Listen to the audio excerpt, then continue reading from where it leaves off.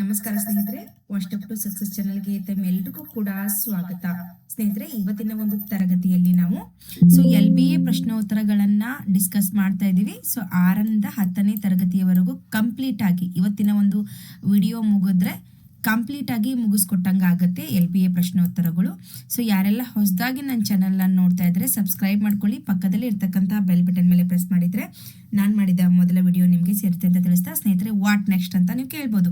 Madam, LBA ಪ್ರಶ್ನೋತ್ತರಗಳು ಮುಗೀತು, ಈಗ next ಏನು ಮಾಡೋದು ಅಂತ ಅಂದರೆ, ನಿಮ್ಮ ಎಲ್ಲ ಕೋರಿಕೆಯ ಮೇರೆಗೆ, ನಿಮ್ಮ ಎಲ್ಲರ ಡಿಮ್ಯಾಂಡ್ನ ಮೇರೆಗೆ 6ರಿಂದ 12ನೇ ತರಗತಿಯವರೆಗೂ ಗೌರ್ಮೆಂಟ್ ಟೆಕ್ಸ್ಟ್ ಬುಕ್ನ ಎಕ್ಸಸೈಸ್ನ ಡಿಸ್ಕಸ್ ಮಾಡ್ತಾ ಹೋಗೋಣ. ಎಲ್ಲರೂ ಕೂಡ ಗೌರ್ಮೆಂಟ್ ಟೆಕ್ಸ್ಟ್ ಬುಕ್ ಸ್ಟಾರ್ಟ್ ಮಾಡಿ ಅಂತ ಹೇಳ್ತಾ ಇದ್ರಿ.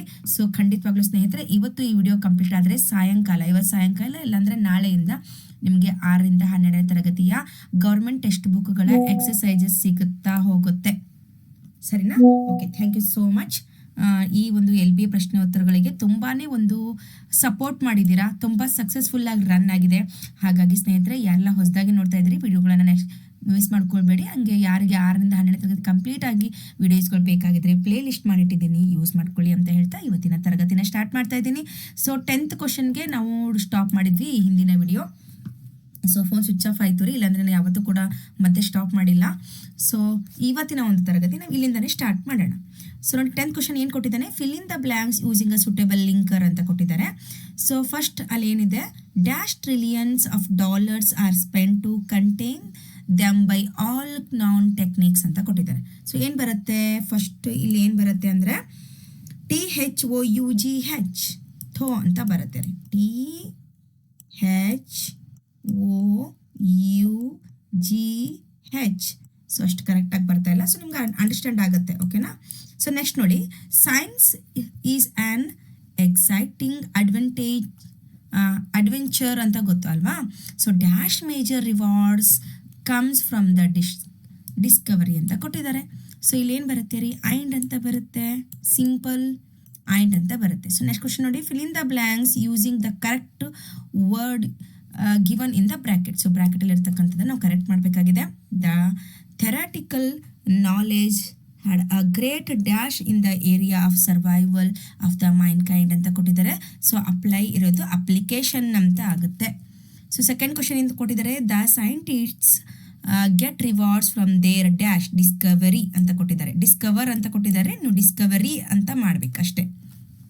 ನೋಡಿ, 12th ಕ್ವಶನ್ ಏನಿದೆ, identify the parts of speech of the underline word ಅಂತ ಕೊಟ್ಟಿದ್ದಾರೆ. ಹೌದಾ? ಇಲ್ಲಿ ಅಂಡರ್ಲೈನ್ ಆಗಿರೋದನ್ನು ಡೈರೆಕ್ಟ್ ಆಗಿ ನೋಡ್ಕೊಳ್ಳಿ. ಸುಮ್ಮನೆ ಕ್ವಶನ್ಸ್ನ ರೀಡ್ ಮಾಡೋ ಅವಶ್ಯಕತೆ ಇಲ್ಲ, ಓಕೆನಾ? ಡೈರೆಕ್ಟ್ ಆಗೋರೇ ಕೊಟ್ಟಿದ್ದಾರೆ. ಅಂಡರ್ಲೈನ್ ಮಾಡಿರೋ ವರ್ಡ್ನ ಏನು ಮಾಡಿ ಅಂತ ಹೇಳಿದ್ರೆ ಪಾರ್ಟ್ಸ್ ಆಫ್ ಸ್ಪೀಚ್ ಅಂತ ಹೇಳಿ ಅಂತ. ಇದು ಏನಿದೆ ರೀ, ಹ್ಯೂಮನ್ಲಿ ಅಂತ ಕೊಟ್ಟಿದ್ದಾರೆ. ಹ್ಯೂಮನ್ಲಿ ಅಂದರೆ ಏನಾಗುತ್ತೆ ಈಗ ಇದರಲ್ಲಿ?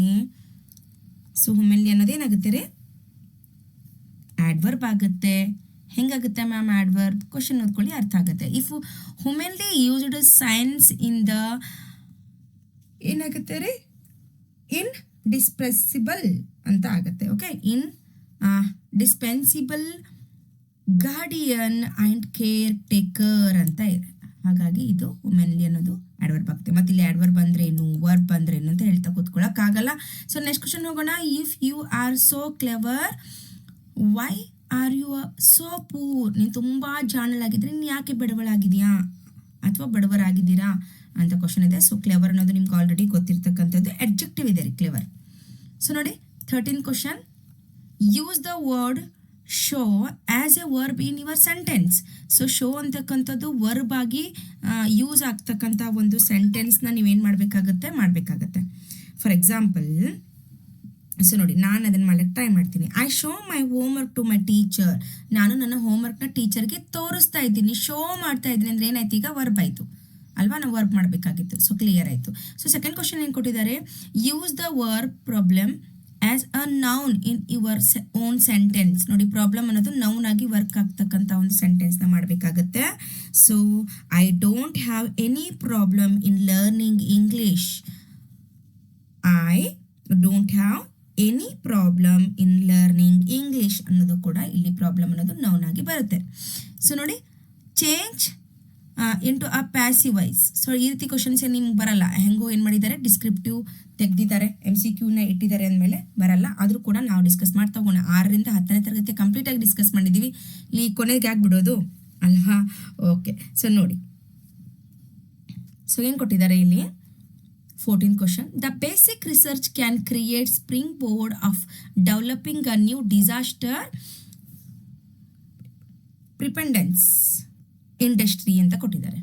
ಸೊ ಇದನ್ನು ನಾವೇನು ಮಾಡಬೇಕೀಗ, ಇದನ್ನು ಪ್ಯಾಸಿವೈಸಲ್ಲಿ ಮಾಡಬೇಕು.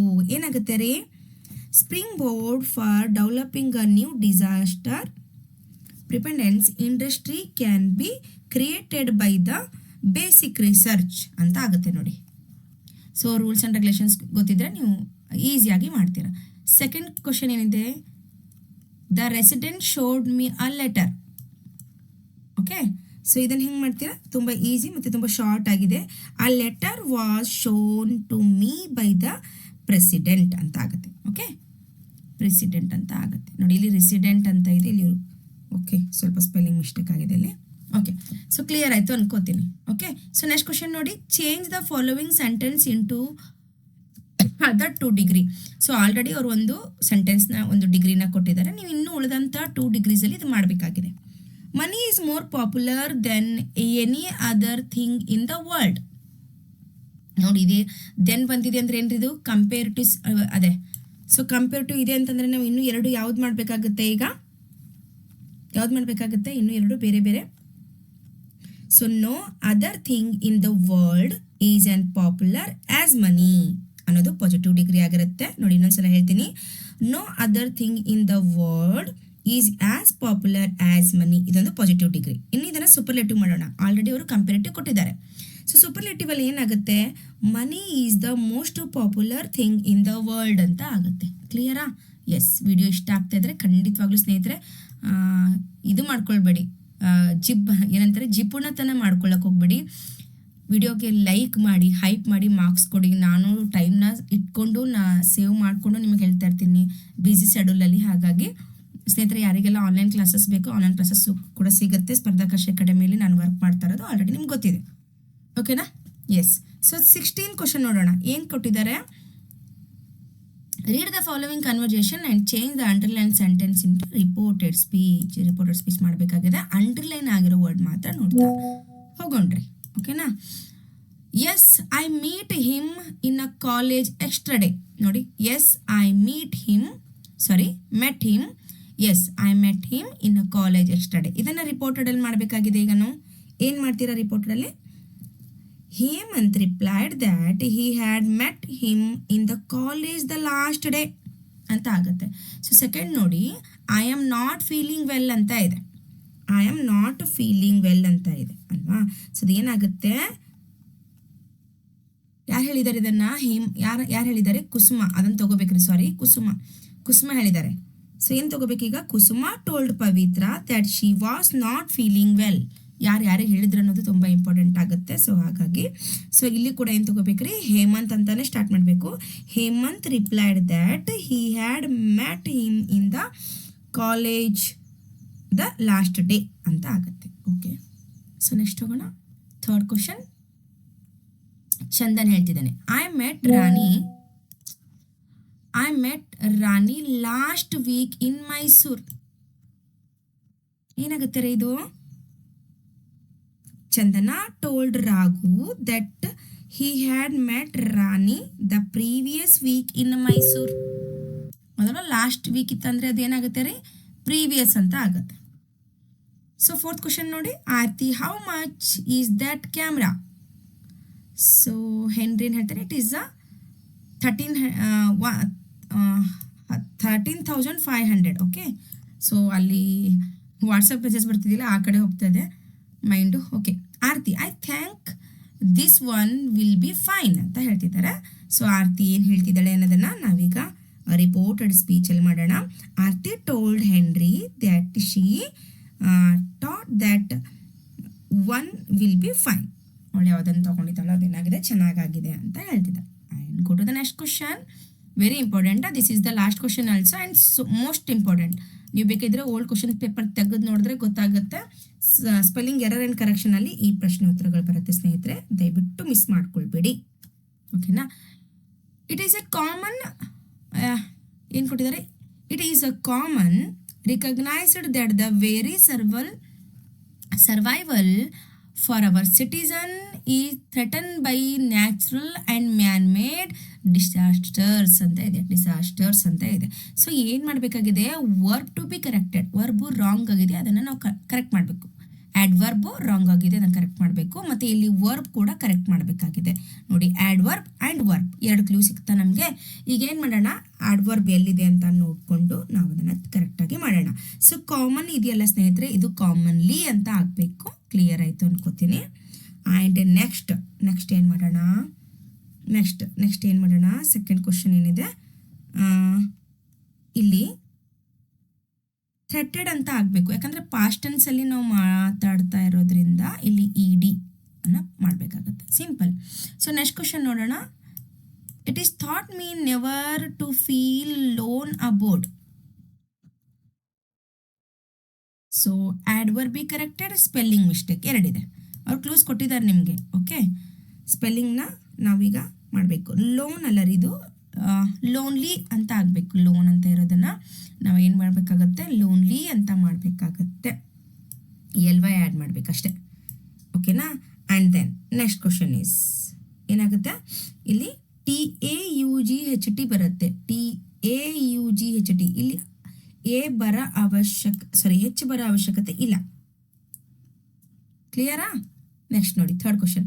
ಅ common lorry is the immersion in a science does not goes with the practical sense ಅಂತ ಇದೆ. ಇಲ್ಲಿ ಸ್ಪೆಲ್ಲಿಂಗ್ ಮಿಸ್ಟೇಕ್ ಇದೆ ಆ್ಯಂಡ್ ವರ್ಬ್ ಕರೆಕ್ಟ್ ಮಾಡಬೇಕಾಗಿದೆ.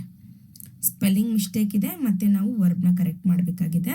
ಸೊ ಸೈನ್ಸ್ ಸ್ಪೆಲ್ಲಿಂಗ್ ರಾಂಗ್ ಇದೆ ಸ್ನೇಹಿತರೆ. ಎಲ್ಲಿದೆ ಸೈನ್ಸ್ ಸ್ಪೆಲ್ಲಿಂಗ್? ಇಲ್ಲಿ. ಸೊ ಏನಾಗಬೇಕು ನೋಡಿ, SICENCE ಆಗಬೇಕು ಅಲ್ವಾ.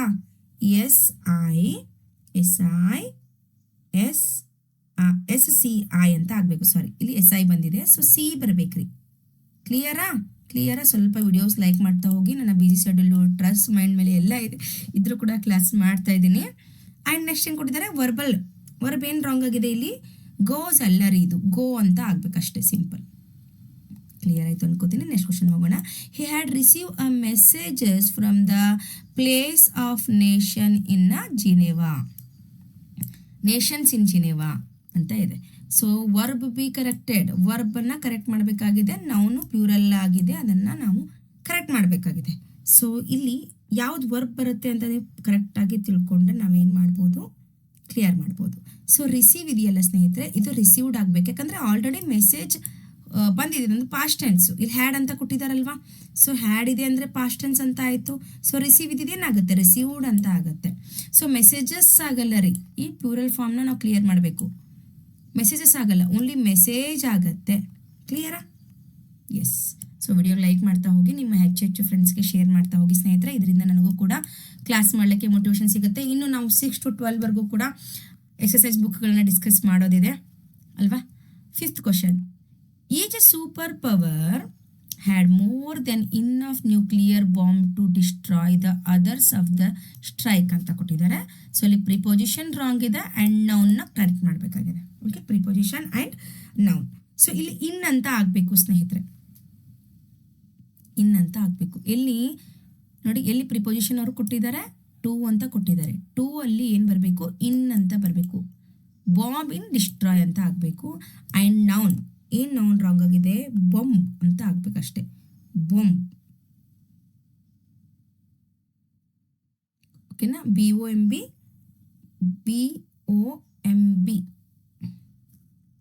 ಕರೆಕ್ಟಾಗಿ ಇದೆಯಲ್ಲ ಇದು.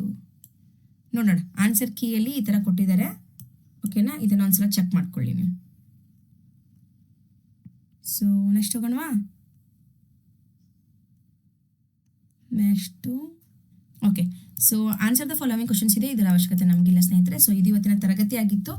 ಇವಾಗ ನಾನು ನಿಮ್ಗೆ ಕೊಟ್ಟಿರೋ ಮಾತಿನ ಪ್ರಕಾರ ತುಂಬ ಲೆಂತಿ ಮಾಡಿದೆ, ಆದರೂ ಕೂಡ ನಿಮ್ಗೆ ಮುಗಿಸ್ಕೊಟ್ಟಿದ್ದೀನಿ. ಯಾಕಂದ್ರೆ ನಾನು ಹೌಸ್ ವೈಫ್ ಆಗಿರೋದ್ರಿಂದ ತುಂಬ ಜವಾಬ್ದಾರಿಗಳಿದೆ.